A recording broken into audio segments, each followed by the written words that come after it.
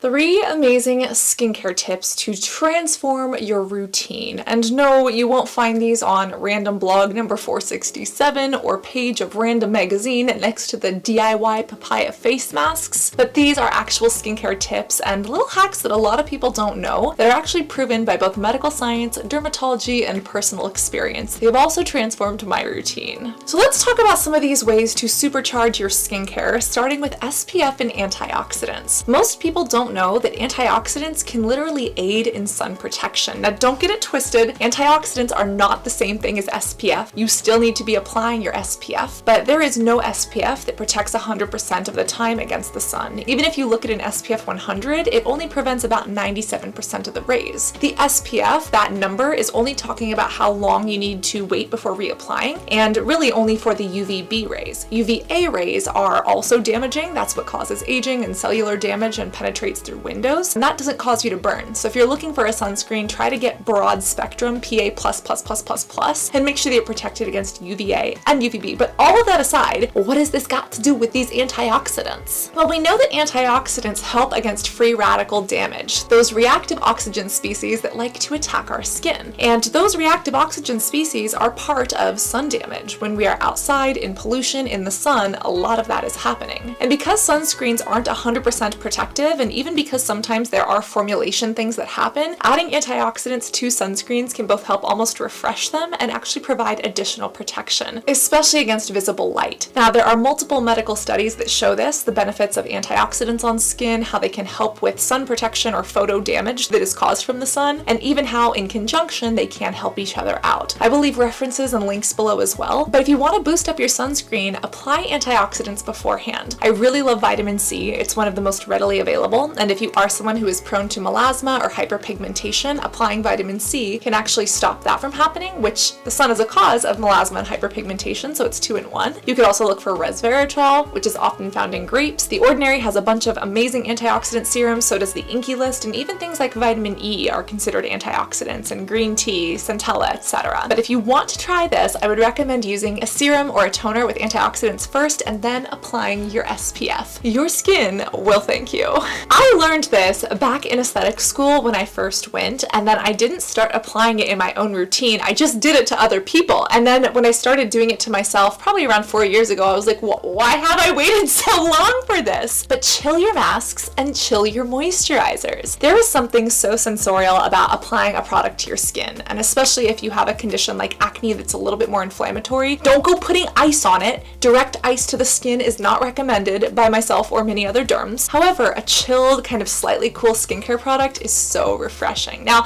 of course, there are exceptions. If you have something like rosacea, if your skin is heat sensitive, you're not going to want to do that. But if you do have redness to the skin, if you do have a bit of flushing, if you do have acne, using a chilled but not frozen skincare product can really help. Some of my favorite products to chill are things that sit on the face, such as serums and moisturizers, but I also love sheet masks, especially under eye patches. You know that I hate eye creams, but I don't mind under eye patches. They're kind of like little push-up bras for my under eye area, and I find that if I chill those, I actually keep them in either a regular fridge or a skincare fridge. You just put them out, you pop them on, and it's like a cold push-up bra for your under eye bags if you slept on your face and ate too much salt, or not enough. I love doing this. It's a nice sensorial experience, and there are actually some products that are even meant to be chilled. There's that like frozen moisturizer that like went viral on TikTok. You could use that, or you could take your regular moisturizer and put it in the fridge. Cold temperatures also inhibit the growth of certain pathogens and bacteria. If you are heating your products, you want to make sure that you're not cooking them or degrading the formula, so that gets a little bit more risky. The products that I mainly recommend heating are face masks, but again, they're only in specific situations and depending on the composition. But in general, if you use kind of this cryotherapy or cold therapy, forget the overpriced globe ice wands and don't put the ice directly on your skin that can cause capillary damage and frostnip, but literally try chilling your moisturizer, try chilling your sheet mask and see how that makes you feel. Then a little exfoliation hack. When you are done exfoliating, try pairing your exfoliation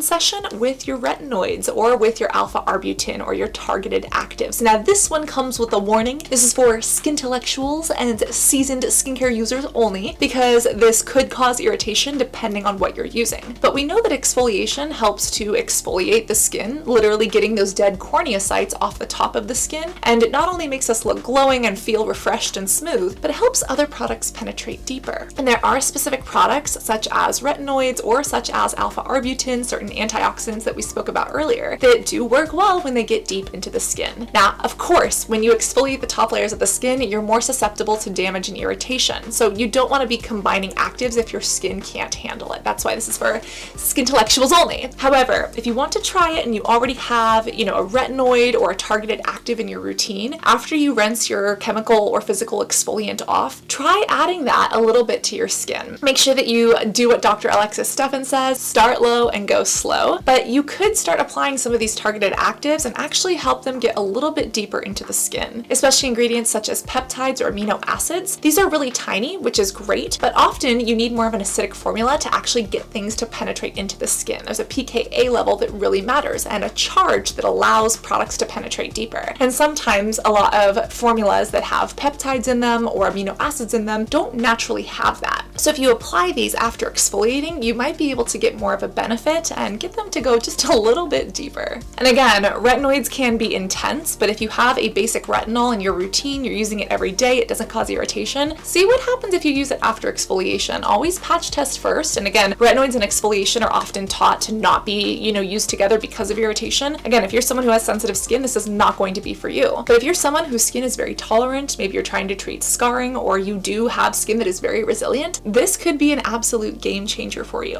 And we mentioned things like vitamin C and alpha-arbutin. Vitamin C can sting, but any tyrosinase inhibitor combined with an exfoliant can actually help mitigate some of the post-inflammatory hyperpigmentation that comes from overexfoliation. For some people, when they exfoliate their skin based on their Fitzpatrick type, they're more prone to damage. And if we can use ingredients such as tyrosinase inhibitors that stop melanin from forming, we can stop that damage from showing up in the form of these dark patches or dark uneven marks. And for some people, there's even hypopigmentation, these lighter patches or light spots. And if you don't want that uneven skin tone, use something potentially like a vitamin C right after you exfoliate. But again, this is for the skintellectuals only. A lot of articles online say things like, use your skincare from like thinnest to thickest, or like pair your SPF with a good hat. And while that is great advice, we all know to do it. There's even like one article that I saw recently that kind of triggered this, and it was like things that derms want you to know, and they recommended microneedling at home.